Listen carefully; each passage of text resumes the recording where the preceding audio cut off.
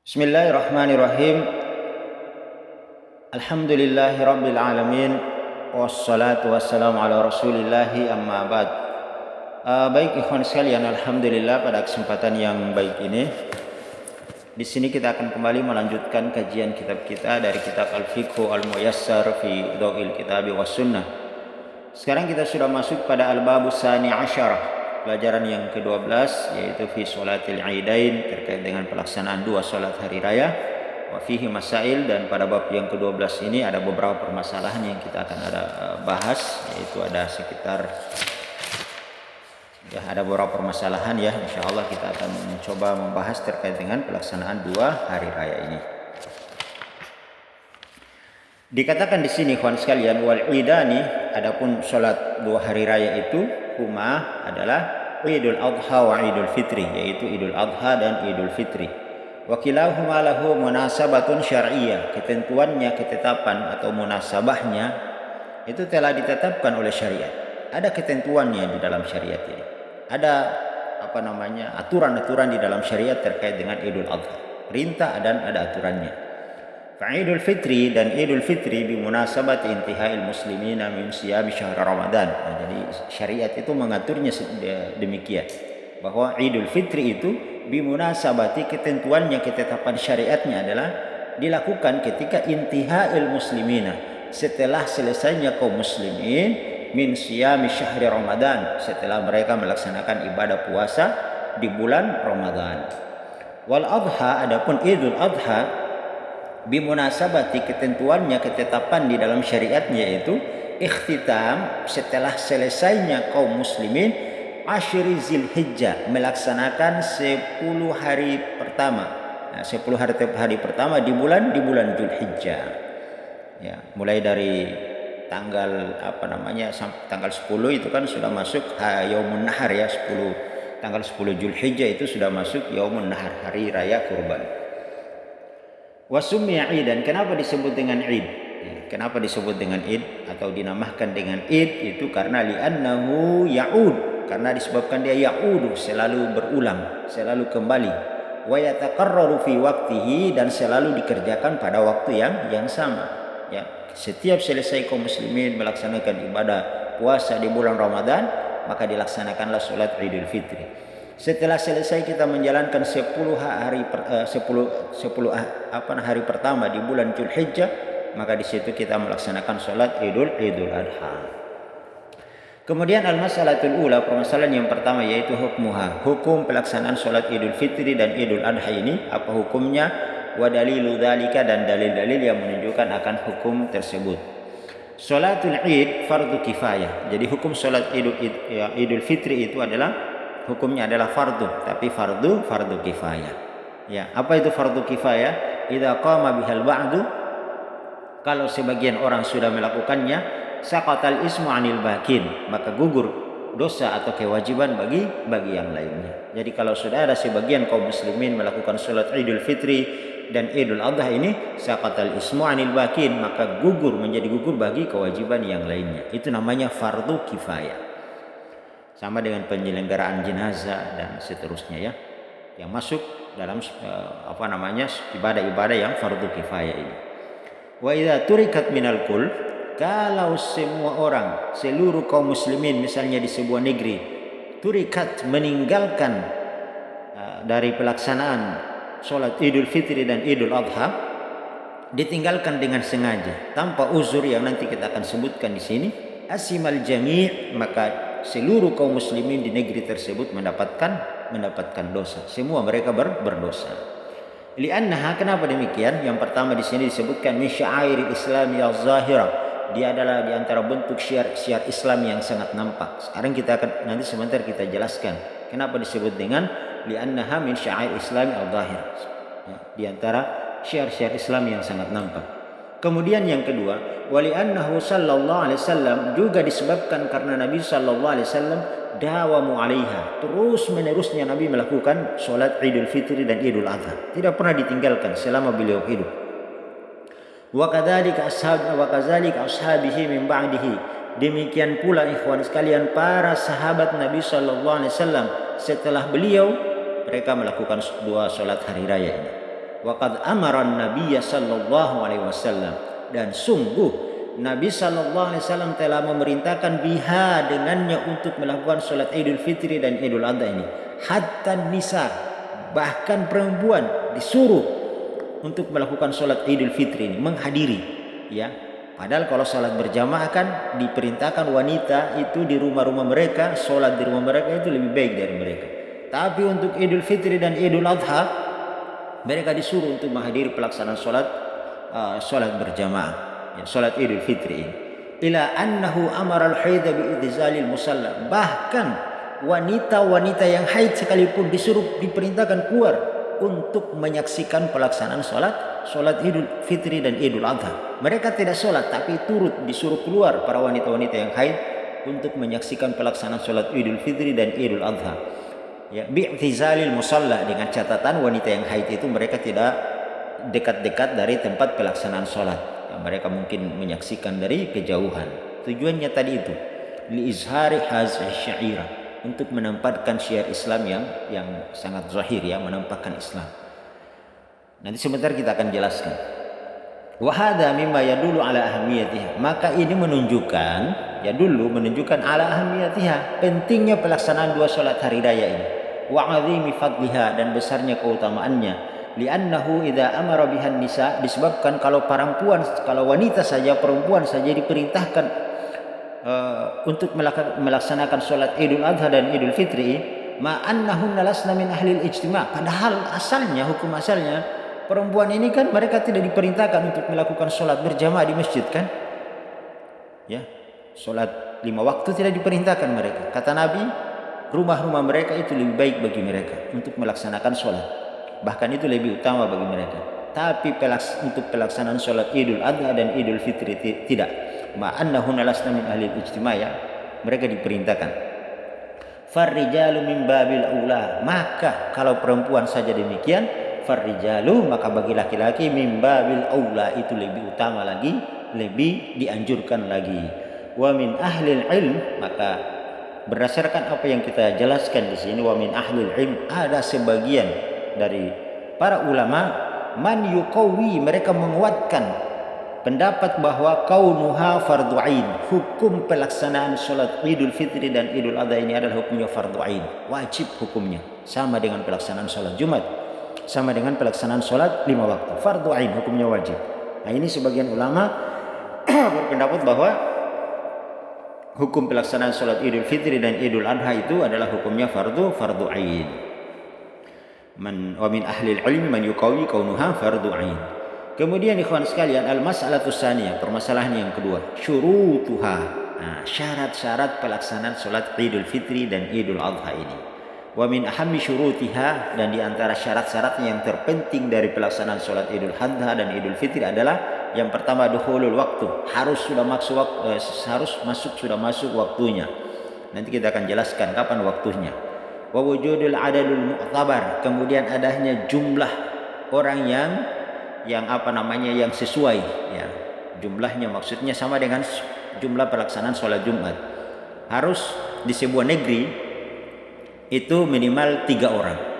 Kalau ada laki-laki dan perempuan, mereka berjumlah sudah 3 orang, ya, maka itu sudah memenuhi syarat, ya, untuk melaksanakan sholat Idul Fitri dan Idul Adha. Maka wajib bagi mereka di kampung tersebut untuk melakukan sholat Idul Fitri dan Idul Adha kalau jumlah mereka sudah 3 orang. Wa wujudul adalul mu'tabar wal istiqan, kemudian syaratnya adalah dia harus statusnya sebagai orang yang tinggal di kampung tersebut. Dia bukan musafir, kebetulan datang di kampung tersebut, tidak, tapi dia sebagai musafir. Jadi kalau 3 orang tadi mereka semua berstatusnya adalah orang mukim di kampung tersebut, bukan salah satu dari mereka adalah musafir, maka mereka sudah dianjurkan untuk sudah memenuhi syarat untuk boleh mereka melakukan salat Idul Fitri dan Idul Adha ini. Fala tajuzu qabla waqtiha, sehingga tidak diperbolehkan seseorang melaksanakan salat Idul Adha dan Idul Fitri sebelum masuk waktunya. Kita akan jelaskan kapan waktunya sebentar. Wa tajuzu fi aqalli min salasati ashkhasin, dan tidak diperbolehkan dilakukan itu aqalli min salasati ashkhasin, kurang dari 3 orang, ya, kurang dari 3 orang maka tidak diperbolehkan mereka untuk melakukan salat Idul Adha dan Idul Fitri. Wala tajibu 'alal musafir, dan tidak wajib pula bagi musafir ghairil mustautin, yang mereka ini bukan sebagai orang yang tinggal di kampung tersebut. Ya, musafir hanya sekedar singgah, dia bukan mukim, ya, bukan orang yang memang berada di kampung tersebut. Kemudian ikhwan sekalian, al-mas'alatu salisa, permasalahan yang ketiga yaitu al-mawadi' allati tusalla fiha, ya, tempat pelaksanaan salat Idul Fitri dan Idul Adha ini. Di mana tempatnya? Di sini dikatakan yusanu an tusalla fi sahra'i kharijal bunyan, disunahkan ya, dilakukan salat Idul Adha dan Idul Fitri itu fi sahra. Sahra itu di lapangan terbuka, kharijal bunyan, jauh dari pemukiman penduduk. Ya, keluar dari pemukiman penduduk di lapangan terbuka. Li hadis Abi Sa'id, hadis ini berdasarkan hadis dari Abi Sa'id Al-Khudri radhiyallahu anhum, kana Nabi sallallahu alaihi wasallam, bahwasanya Nabi sallallahu alaihi wasallam yakhruju fil fitri, beliau keluar melakukan pelaksanaan salat Idul Fitri wal Adha, dan pelaksanaan salat Idul Adha, ilal musalla, yaitu di musalla. Apa itu musalla? Lapangan terbuka. Ya, jadi bukan musalla istilah orang Indonesia. Orang istilah Indonesia musalla itu adalah merupakan surau atau masjid yang kecil, ya. Bukan. Dalam istilah bahasa Arab, musalla itu adalah lapangan terbuka yang memang khusus dijadikan oleh Nabi sallallahu alaihi wasallam untuk melakukan pelaksanaan salat Idul Fitri dan Idul Adha ini. Wal qasdu min dzalika, apa tujuannya? Kenapa harus dilakukan di musalla, di sahra, di lapangan terbuka? Apa maksud dan tujuannya? Wallahu a'lam, hanya Allah yang Maha mengetahui. Tapi dikatakan di sini izharu hadhihi syairah, untuk menampakkan syiar-syiar agama ini, wa ibrazuha, dan kita sengaja memang menampakkannya, memperlihatkannya. Jadi ikhwan sekalian, ketika Idul Fitri dan Idul Adha, ya, disitulah kita akan menampakkan, ya, namanya syiar itu adalah identitas kaum muslimin. Ketika Idul Fitri dan Idul Adha, kaum muslimin semuanya disuruh keluar, baik perempuan, laki-laki, anak-anak, maka apa? Akan nampak kekuatan jumlah kaum muslimin di sebuah negeri, menampakkan kekuatan kita yang sesungguhnya, akan terjalin silaturahmi, akan menambah ukhuwah di tengah-tengah kaum muslimin, ya. Dan tentunya yang terlebih pentingnya tadi itu, kita menampakkan kekuatan jumlah kita yang sesungguhnya dari kaum muslimin di sebuah negeri. Wa yajuzu salatuha fil masjidil jami', maka boleh, ya, ini di sini dikatakan boleh dilakukan di Masjid Al-Jami', ya. Jadi gini kawan sekalian, jadi pelaksanaan salat itu, salat Idul Fitri dan Idul Adha itu tempatnya khusus, namanya di musalla, di lapangan terbuka. Kemudian Masjid Jami', Masjid Jami' itu adalah masjid yang khusus dilakukan pelaksanaan salat Jumat, ya. Kemudian yang kedua masjid biasa, Masjid Nabawi, itu pelaksanaan sholat 5 waktu. Jadi tidak semua masjid itu dilakukan pelaksanaan sholat Idul Fitri, pelaksanaan sholat Idul Adha dan sholat Jumat, sholat 5 waktu, tidak. Kalau Idul Fitri dan Idul Adha Nabi melakukannya di musalla, namanya di Masjid Gumama, khusus memang pelaksanaan sholat Idul Adha dan Idul Fitri. Padahal kita tahu bahwa Masjid Nabawi itu memiliki keutamaan yang sangat banyak, tapi Nabi SAW tidak melakukan salat Idul Fitri dan Idul Adha di Masjid Nabawi. Beliau melakukannya di masjid yang bernama Masjid Gumama. Begitupun ketika salat Jumat, beliau melakukan di Masjid Jami', ya, masjid yang lebih terbuka, ya, lebih besar, ya, dari masjid yang biasa dilakukan untuk pelaksanaan salat 5 waktu. Kenapa demikian? Karena kalau untuk hari Jumat itu bukan lagi itu pertemuan seluruh kaum muslimin di kampung tersebut.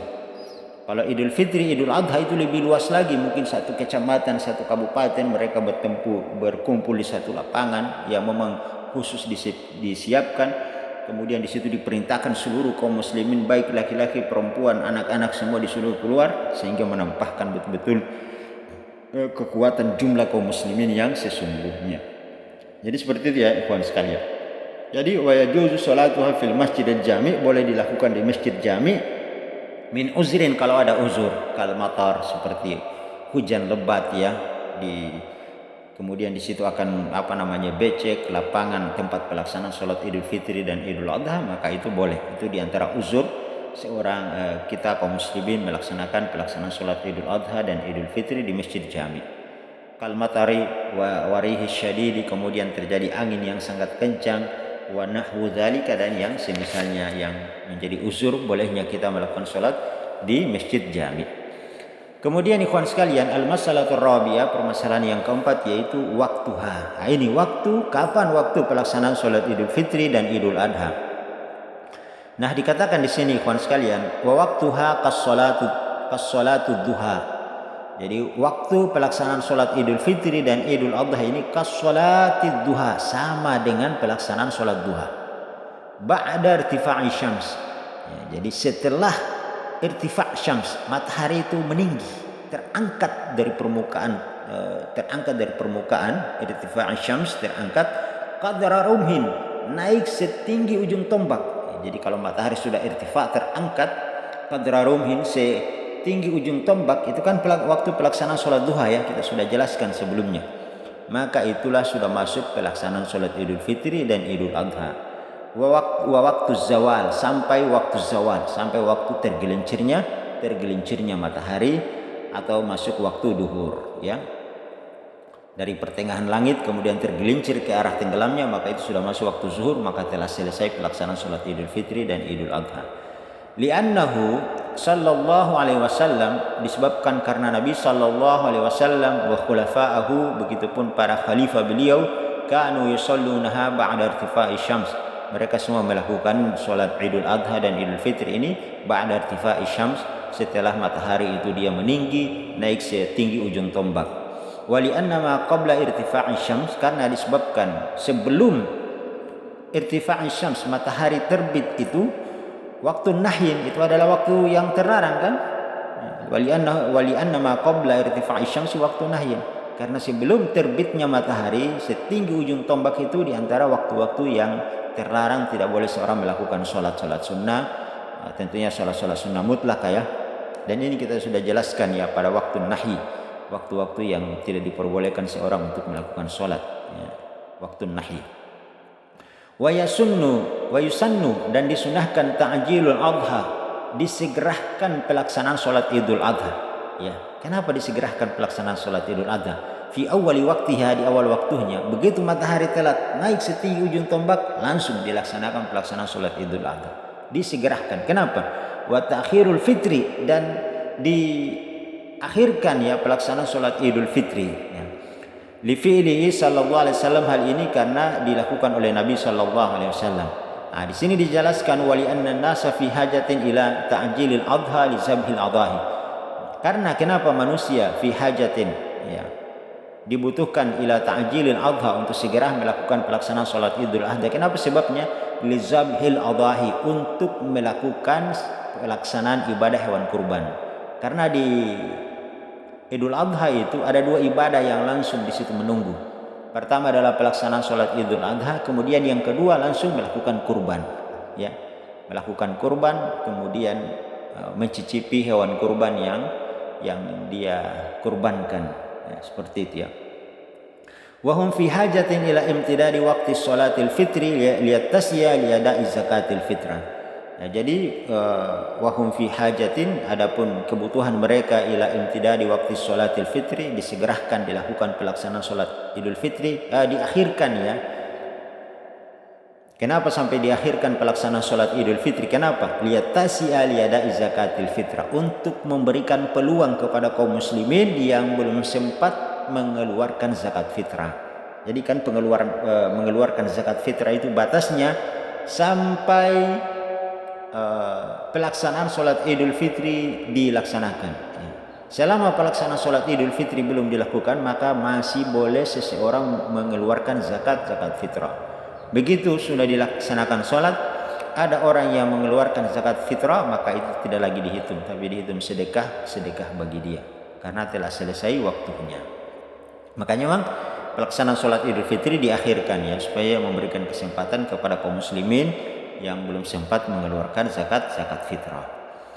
Kemudian ikhwan sekalian, al-mas'alatul khamisah, permasalahan yang kelima, yaitu sifatuha wa ma yaqra'u fiha, tata cara pelaksanaan sholat Idul Fitri dan Idul Adha, wa ma yaqra'u fiha, dan apa yang dibaca ya dalam pelaksanaan salat Idul Fitri dan Idul Adha ini. Wa sifatuha, dan tata cara pelaksanaan salat Idul Fitri dan Idul Adha yaitu raka'atani qabla khutbah, dilaksanakan 2 rakaat ya, sebelum khutbah.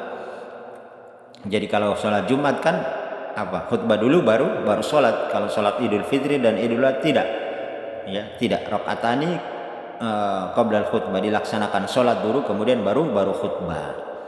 Liqaulihi Umar, hal ini berdasarkan hadis dari Umar bin Khattab radhiyallahu anhum, salatul fitri wal adha, pelaksanaan salat Idul Fitri dan Idul Adha itu rakaatani, itu 2 rakaat. Tamam, dilakukan secara sempurna, ghairu kasrin, dan itu bukan salat kasar. Jadi 2 rakaatnya bukan salat kasar, ya memang salat itu 2 rakaat, bukan dikasar namanya. Ala lisani nabiyukum, berdasarkan dari apa yang keluar dari lisan ucapan nabi kalian. Wa qad khaba man iftara, dan sungguh binasa celaka orang-orang yang berdusta. Yukabbiru fil ula, ini tata caranya. Yukabbiru fil ula, dia bertakbir pada rakaat yang pertama ba'da takbiratul ihram. Jadi setelah dia takbiratul ihram wal istifta, dan setelah dia membaca doa iftitah. Wa qabla ta'awuz, dan sebelum membaca ta'awuz 6 kali. Jadi gini, kita takbiratul ihram, Allahu Akbar. Kemudian kita membaca doa iftitah, Allahumma ba'id baini wa bainal khataaya, atau Allahu Akbar kabira walhamdulillah. Ya, tinggal dipilih setelah takbiratul ihram dan membaca doa iftitah. Setelah membaca, kemudian dia bertakbir 6 kali. Ya, bertakbir 6 kali, Allahu Akbar. Sebanyak 6 kali. Dan di setiap takbir itu dia dijedah dengan kalimat tasbih, tahmid, dan tahlil. Subhanallah walhamdulillah wala ilaha illallah wallahu akbar. Tasbih, tahmid, tahlil, dan takbir. Itu ya. Kemudian dia takbir lagi sebanyak 6 kali. Setelah itu ta'awuz, dia baru mulai mengucapkan a'udzu, membaca bismillah, kemudian membaca surah Al-Fatihah. Wa fisaniya, adapun pada rakaat yang kedua, qablal qiraati khamsan, sebelum dia membaca surah Al-Fatihah itu dia takbir sebanyak 5 kali. Nanti dijelaskan berdasarkan Aisyah di sini ya. Wa ghairi takbiratil qiyam, namun tidak terhitung takbirnya dia berdiri dari rakaat yang pertama untuk menuju rakaat yang kedua. Itu namanya takbir intikal ya, takbir perpindahan. Ya, setelah dia bangkit untuk menuju rakaat yang kedua itu kan dia bertakbir. Nah, itu tidak dihitung. Ya, tidak dihitung. Ya, setelah dia takbir bangkit, kemudian dia takbir sebanyak 5 kali. Sehingga kalau dihitung kan 6 kali ya, dengan takbir intikal tadi. Tetapi itu dia tidak dihitung. Li hadis Aisyah marfu'an. Nah, ini berdasarkan hadis dari Aisyah secara marfu'an, at-takbiru fil fitri wal adha fil ula sab'u takbirat. Nah, jadi ini. Jadi takbir pada pelaksanaan salat Idul Fitri dan Idul Adha itu adalah 7 kali takbir. Ya, jadi di sini kenapa disebut 7? Karena masuk di dalamnya adalah takbiratul ihram. Wa fisaniya, dan pada rakaat yang kedua yaitu khamsah takbirat, yaitu 5 takbir. Siwa takbiratir ruku, tidak termasuk takbir setelah orang bangkit dari ruku, tidak termasuk ya. Takbir untuk menuju ke ruku itu tidak termasuk. Jadi kan setelah rakaat yang kedua kita menuju ke ruku itu tidak terhitung. Wa yarfa'u yadayhi ma'a kulli takbir, dan dia mengangkat tangannya setiap kali dia bertakbir. Itu disunnahkan mengangkat tangan setiap kali takbir. Lianna Nabi sallallahu alaihi wasallam kan yarfa'u yadayhi ma'a takbir. Sebab Nabi sallallahu alaihi wasallam yarfa'u yadayhi, beliau mengangkat mengangkat tangannya ma'a takbir, bersama dengan takbir. Allahu Akbar, diangkat tangannya. Summa yaqra'u ba'da isti'adzati jahran, kemudian setelah dia membaca ta'awuz maka dia zaharkan, dia keraskan bacaannya bi ghairi khilafin, dan ini tidak ada khilaf di tengah-tengah para ulama. Jadi ini termasuk salat yang zahriyah, dikeraskan bacaannya, bacaan Al-Fatihahnya, kemudian bacaan surahnya itu dikeraskan ya. Wa yaqra'ul Fatihah, kemudian dia membaca Al-Fatihah. Wa fil ula, kemudian di rakaat yang pertama boleh dia membaca surah Sabbihisma rabbikal a'la ya, itu boleh dia baca itu setelah dia membaca surah Al-Fatihah. Wa fis saniyah, dan pada rakaat yang kedua setelah dia membaca surah Al-Fatihah maka dia membaca bil ghasyiyah, yaitu surah Al-Ghasyiyah. Liqaulihi Samurah, hal ini berdasarkan hadis dari Samurah radhiyallahu an, kana Nabi sallallahu alaihi wasallam, bahwasanya Nabi sallallahu alaihi wasallam yaqra'u fil idain, beliau membaca pada solat 2 hari raya, yaitu Sabbihisma rabbikal a'la, dia membaca Sabbihisma rabbikal a'la, wa hal ataka hadisul ghasyiyah, dan pada rakaat yang kedua membaca hal ataka hadithul ghasyiyah. Wa sahha anhu, dan juga telah sahih dari Nabi sallallahu alaihi wasallam, annahu kana yaqra'u fil ula, beliau juga Nabi sallallahu alaihi wasallam pernah ya di salatnya beliau membaca pada rakaat yang pertama yaitu Qaf wal Qur'anil Majid, ya, atau wa fisani, atau pada rakaat yang kedua yaitu iqtarabatis sa'atu wa syaqqal qamar, yaitu surah Al-Qamar. Fa yura al-ityanu bihada marrah, maka seseorang itu boleh memilih, ya, terkadang dia membaca. Jadi kalau ada hal yang seperti ini maka dia boleh memilih. Terkadang dia baca Sabbihisma rabbikal a'la di rakaat yang pertama, terkadang dia membaca hal ataka hadisul ghasyiyah di rakaat yang kedua, atau terkadang juga dia membaca Qaf wal Qur'anil Majid, atau juga bisa dia membaca iqtarabatis sa'atu wa syaqqal qamar, surah Al-Qamar. Dia tinggal memilih, ya. Wa hadza marratan amalan bisunnah, itu sebagai bentuk mengamalkan sunnah karena Nabi melakukan semua itu. Ma'amura'ati zurufil musallin, tentunya dengan memperhatikan kondisi dan keadaan orang yang sholat, ya. Ya'khudhuhum bil arfaq, mengambil orang yang paling lemah, diperhatikan jamaahnya. Kalau saya membaca ini kira-kira gimana? Jangan sampai di situ banyak orang-orang yang memiliki uzur seperti sakit, ya maka kita boleh memilih, ya, memilih ayat. Kalau dipanjangkan, ya bacaan kita dipanjangkan. Kalau jamaahnya mungkin ya disesuaikan dengan kondisi jamaah kita. Yang kita kalau sebagai seorang imam itu makanya harus bijak, ya. Dia harus melihat kondisi jamaahnya. Kemudian al-masalatu sadisah, permasalahan yang keenam, yaitu maudhi'ul khutbah, tempat pelaksanaan khutbah. Di mana khutbah itu dilaksanakan? Maudhi'ul khutbah fi sholatil Id ba'da sholat. Itu tadi, ya, bahwa pelaksanaan khutbah itu dalam pelaksanaan sholat Id, yaitu setelah sholat. Setelah sholat dulu baru khutbah. Kalau sholat Jumat kan tidak, ya, khutbah dulu baru sholat. Kalau sholat Idul Fitri tidak, tidak, ya, sholat dulu baru khutbah. Di qaulihi Ibnu Umar radhiyallahu anhuma, berdasarkan perkataan Ibnu Umar, ya, Ibnu Umar radhiyallahu anhuma, kana Nabi sallallahu alaihi wasallam, bahwasanya Nabi sallallahu alaihi wasallam, wa Abu Bakar, begitupun sahabat Abu Bakar, wa Umar, sahabat Umar, yusalluna al-idain, mereka melakukan salat 2 hari raya, qabla al-khutbah, sebelum pelaksanaan khutbah. Jadi salat dulu baru khutbah. Kemudian al-masalatu sabiyah, permasalahan yang ketujuh, yaitu qada'ul id, hukum mengqada, mengganti pelaksanaan salat id. Jadi kalau ada seorang yang dia terlambat datang, ternyata setelah dia terlambat dia mendapati kaum muslimin sudah selesai melakukan pelaksanaan salat Idul Adha dan Idul Fitri, apakah dia boleh mengqada salatnya, mengganti salat Idul Fitri dan Idul Adha yang dia sudah terlewatkan, tertinggal? Masih dikatakan la yusannu, tidak disunnahkan.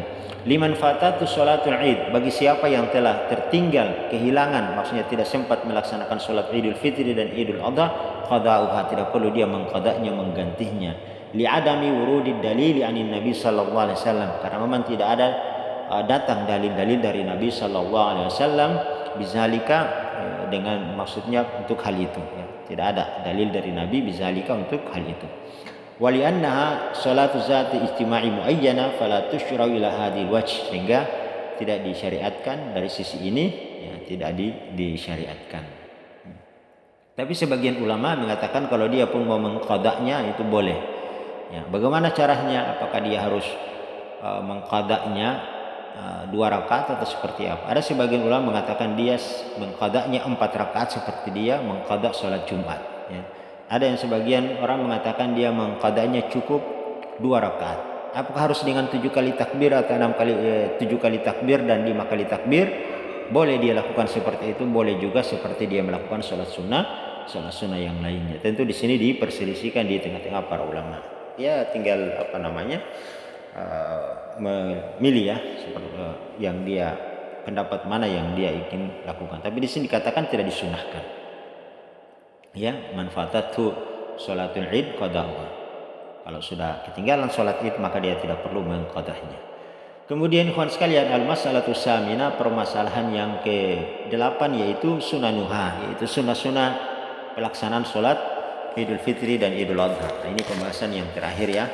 ada beberapa sunnah di sini, insya Allah kita akan ringkas ya. Yang pertama yaitu yusannu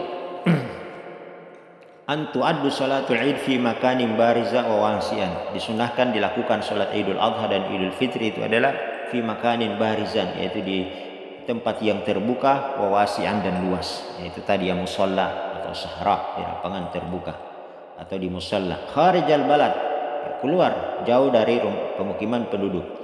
Yajtami'u fihi al-muslimuna li izhari hadhihi syairah. Jadi berkumpul seluruh kaum muslimin di situ li izhari hadhihi syairah, untuk menampakkan syiar Islam, menampakkan identitas dan kekuatan kaum muslimin yang sesungguhnya. Wa iza sulliyat fil masjidi, kalaupun dilakukan di masjid boleh, li uzrin, kalau ada uzur, fala ba'sa bizalika, maka itu tidak mengapa. Ini tadi kita sudah jelaskan ya. Kemudian yang kedua, wa yusannu taqdimi sholatil adha wa ta'khiru sholatil fitr. Nah, ini sama tadi.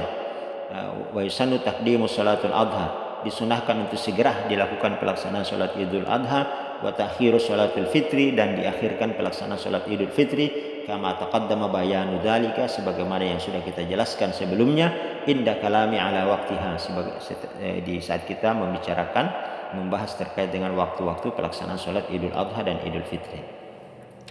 Kemudian yang ketiga ikhwan sekalian, wa an yaqula qabla al-khuruji lis-sholatil fitri tamarat. Nah ini kalau dia keluar melaksanakan sholat Idul Fitri, wa an yaqula qabla al-khuruji, maka dia harus makan sebelum dia keluar lis-sholatil fitri, untuk melaksanakan sholat Idul Fitri. Dia makan apa? Tamarat, yaitu kurma. Boleh 3 biji, boleh 7 biji, jumlahnya ganjil, tapi tidak boleh terlalu kebanyakan. Artinya dia mencicipi, bukan makan di sini ya. Dia mencicipi kurma. Kalau mencicipi dengan makan itu beda. Dia akan mungkin 3 butir ya. Itu disunahkan. Wa alla yut'ima yauman nahri hatta yusalli, dan dia tidak makan pada hari raya kurban, pelaksanaan sholat Idul Adha, hatta yusalli, sampai dia sholat ya. Jadi memang kalau pada sholat Idul Adha itu setelah sholat hewan kurban segera disembelih, sehingga dia bisa mencicipi hewan kurbannya. Li sallallahu alaihi wasallam, hal ini berdasarkan perbuatan Nabi sallallahu alaihi wasallam, fa kana la yakhruju yaumal fitri hatta yuftira. Nabi sallallahu alaihi wasallam tidak keluar melaksanakan salat Idul Fitri hatta yuftira, sampai beliau yuftira ala tamarat, yaitu yuftira itu sarapan ya, yuftira itu sarapan pagi, ala tamarat yaitu dengan kurma. Kemudian ya'kuluhunna witron, dan beliau memakan kurma, memakan sarapan dengan kurma itu, ya'kuluhunna witron, beliau memakannya dengan jumlah yang witron, yang ganjil. Wala yat'amu yauman nahri hatta yusalli, dan Nabi tidak makan di hari raya kurban hatta yusalli, sampai selesai beliau melakukan sholat. Kemudian yang keempat, wa yusannu tabkir, disunahkan untuk segera fis sholati fil khuruji lis sholati, untuk keluar menghadiri pelaksanaan sholat ya. Jadi wa yusannu takbiri fil khuruji lis sholat, disunahkan seorang bersegera keluar untuk menghadiri sholat. Sholatul Id ba'da sholatis subuh, yaitu untuk pelaksanaan sholat Id ba'da sholatis subuh, masyian, setelah pelaksanaan sholat subuh dia sudah keluar masyian, dalam kondisi dia berjalan kaki. Apa tujuannya? Kenapa dia segera untuk setelah sholat subuh dia kemudian bergegas untuk menghadiri pelaksanaan sholat Idul Fitri dan Idul Adha dalam keadaan dia berjalan? Apa hikmahnya? Yang pertama adalah liyatamakkana minad dununi minal imam, agar dia ini bisa dekat-dekat dengan imam. Ya kan, karena saf yang utama bagi laki-laki semakin dekat dengan imam di saf yang pertama itu semakin bagus, semakin mulia. Tentunya dia akan mendapatkan keutamaan orang yang dekat dengan imam, menyaksikan imam itu melaksanakan sholat, itu lebih utama ya. Kemudian yang kedua, itu tadi liyatamakkana minal dununi minal imam, agar dia lebih dekat dengan posisinya imam. Wa tahsulu lahu fadilatun intizari sholat, kemudian juga dia akan mendapatkan pahala intizari sholat, yaitu pahala orang yang sedang menunggu waktu sholat. Kan seseorang selama dia duduk di masjid menunggu waktu sholat, maka dia dihitung seperti orang yang sedang melaksanakan sholat. Maka ini wa tahsulu lahu fadilatun intizari sholat, dia akan mendapatkan keutamaan pahala sebagaimana orang yang sedang menunggu waktu sholat, dia dihitung sebagai orang yang sholat. Kemudian yang kelima, ikhwan sekalian, wa yusannu ayyatajammala al-muslim, disunahkan bagi kaum muslimin itu adalah untuk ayyatajammala, memperhias diri, mempercantik dirinya, wa yaktasil, dia mandi, wa yalbasu ahsana siyaba, dia gunakan pakaian yang terbaiknya, ya, wa yatatayyab, dan dia memakai wangi-wangian. Ya, kenapa? Karena ini momen pertemuan seluruh kaum muslimin. Jadi dia mau memperhias diri, mempercantik diri, dia mandi, dia menggunakan pakaian yang terbaik dan memakai parfum. Ya, seperti itu. Kemudian yang keenam, wa yusannu ay yakhtuba fi sholati Id bi khutbatin jami'atin syamilatin li jami' umuriddin. Ini bagi seorang khatib itu dia disunahkan ay yakhtuba, dia berkhutbah fi sholatil Id, pada pelaksanaan sholat Id itu bi khutbatin jami'ah, dengan khutbah yang menyeluruh, syamilah, mencakup seluruh hal, di jami' umuril muddin, segala perkara-perkara di dalam agama ini. Jadi ini memang karena momen pertemuan kaum muslimin, maka seluruh yang mencakup dalam agama ini disampaikan kepada kaum muslimin. Seperti wa yahussu ala zakatil fitr, yaitu memberikan motivasi kepada mereka untuk melakukan zakat fitrah, ya, memberikan dorongan kepada mereka untuk melakukan zakat fitrah. Wa yubayyinu lahum ma yukhrijun, dan menjelaskan keutamaan dari apa yang telah mereka keluarkan dari zakat fitrah itu. Wa yuraggibuhum fil adhiyah, dan memberikan dorongan dan semangat kepada kaum muslimin untuk senantiasa berkurban. Wa yubayyinu lahum ahkamaha, menjelaskan hukum-hukum kurban tersebut.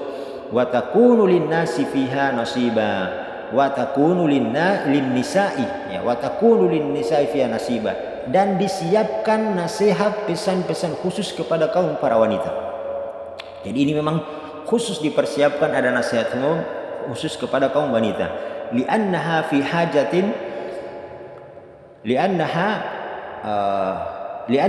hajatin bidzalika, dan karena memang para perempuan sangat membutuhkan hal tersebut, ya. Kapan perempuan ini baru bisa mereka menghadiri momen-momen seperti ini? Maka ini adalah momen yang tepat untuk memberikan nasihat khusus kepada para wanita. Waqtidaan bin Nabi sallallahu alaihi wasallam, dan juga sebagai bentuk mencontoh, menteladani Rasulullah sallallahu alaihi wasallam. Kenapa? Faqad atan nisa ba'da faragihi minas salati wal khutbah fawa'azahunna wa dzakkarahunna wa takunu ba'da salati kama sabaq. Dan sungguh Nabi sallallahu alaihi wasallam atan nisa, telah mendatangi para wanita, ba'da faragihi minas salat, setelah beliau selesai salat, wal khutbah, dan setelah Nabi sallallahu alaihi wasallam berkhutbah, beliau mendatangi khusus para wanita, tenda para wanita, tempat salatnya para wanita. Kemudian Nabi fawa'azahunna, memberikan nasihat kepada mereka, wa dzakkarahunna, dan mengingatkan perkara-perkara agama yang khusus memang untuk mereka para wanita. Wa takunu ba'da sholati kama sabaq, dan ini Nabi melakukannya, menasihati mereka setelah selesai pelaksanaan salat, selesai khutbah, Nabi secara khusus mendatangi para wanita dan memberikan nasihat kepada mereka.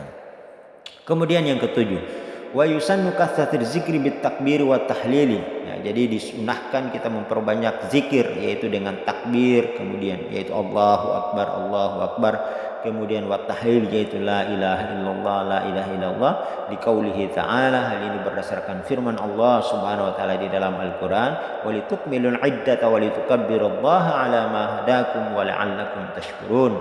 Maka sempurnakanlah jumlah bilangan puasa kalian, walitukabbirullaah, dan bertakbirlah, besarkan, agungkan nama Allah Subhanahu wa taala, ala ma hadakum, atas seluruh nikmat hidayah kepada kalian, wa la'allakum tashkurun, agar kalian menjadi hamba-hamba yang bersyukur. Quran surat Al-Baqarah ayat 180-85. Kemudian wa yajharu bihir rijalu fil buyuti. Jadi kalau bertakbir itu wa yajharu bihir rijalu, maka laki-laki menzaharkan, mengeraskan suara takbirnya, suara tahlilnya, Allahu Akbar, Allah dikeraskan. Jadi memang takbir dengan suara yang keras itu memang disunahkan ya bagi laki-laki.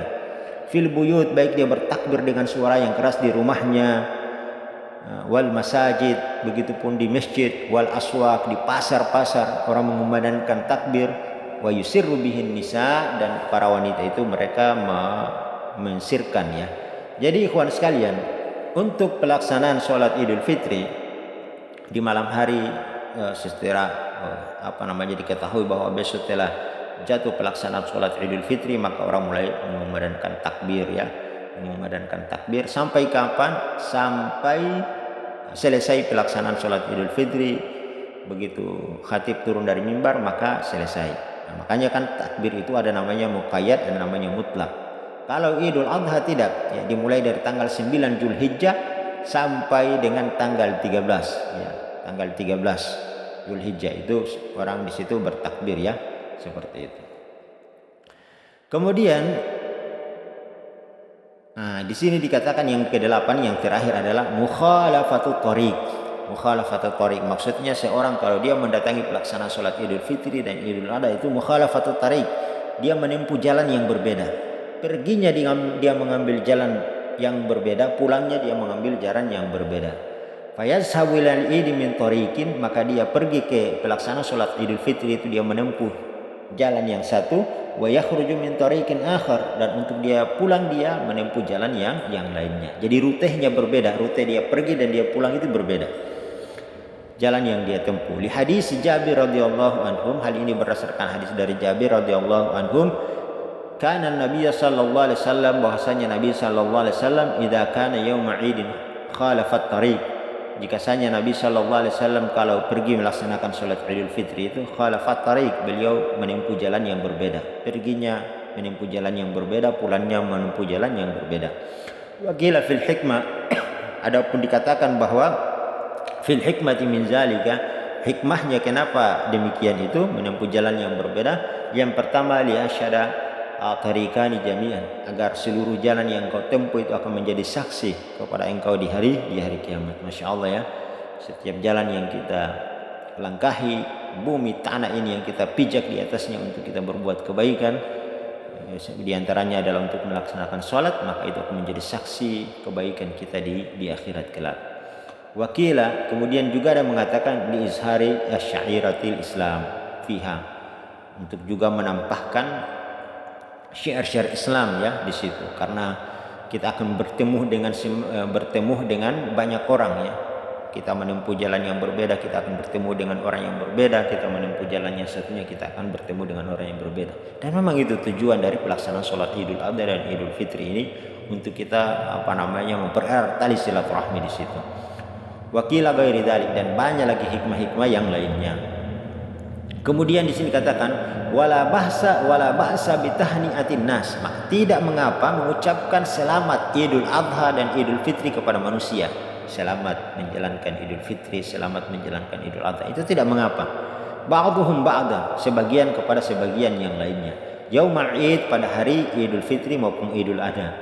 Bian yaqula li ghairihi, seperti misalnya kalau dia bertemu dengan saudaranya, dia mengucapkan taqabbalallahu minna wa minka salihal a'mal, semoga Allah Subhanahu wa taala menerima amalanmu dan menerima amalan kita yang terbaik dari amalan kita. Semoga Allah menerima amalan terbaik dari kita semua ya. Taqabbalallahu minna wa minka salihal a'mal. Fakana yaf'alu ashabin Nabi sallallahu alaihi wasallam, ini dilakukan oleh Nabi sallallahu alaihi wasallam dan para sahabatnya. Kemudian ikhwan sekalian di sini ma izharil basyasha wal faraha. Jadi kalau kita di Idul Adha, di Idul Fitri itu izharil basyasa, wajahnya tersenyum, berseri-seri, wal faraha, menampakkan kegembiraan ya, fi wajhihi, pada wajahnya, man yalqahu, kepada siapa yang dia jumpai. Jadi kalau di Idul Fitri itu tidak boleh kita pasang muka murung, tidak senyum kepada orang lain kayak mau perang, tidak. Itu hari kegembiraan, hari kita bersenang-senang, kita merayakannya di situ ya. Kita merayakannya di situ setelah kita menjalankan ibadah puasa. Masya Allah, bentuk kesyukuran kita, kegembiraan kita kepada Allah Subhanahu wa taala dimudahkan menjalankan ibadah puasa di bulan Ramadan. Maka itu Idul Fitri. Kalau Idul Adha ya tentu ini adalah merupakan nikmat-nikmat dari Allah Subhanahu wa taala semua. Maka ini kawan sekalian, selesai bab yang ke-12. Selanjutnya nanti kita akan masuk pada al-babus salisu asyar, bab yang ke-13, yaitu fi sholatil istisqa, terkait dengan sholat minta hujan ya. Sholat minta hujan ini insyaallah nanti kita akan bahas. Kemudian ada sholat khusuf, yaitu sholat gerhana, dan yang terakhir nanti sholat jenazah. Kemudian kita akan masuk pada bab zakat, puasa dan haji. Semoga bermanfaat ikhwan sekalian. Cuma sampai di sini. Subhanakallahumma bihamdik asyhadu an la ilaha illa anta astaghfiruka wa atubu ilaik. Assalamualaikum warahmatullahi wabarakatuh.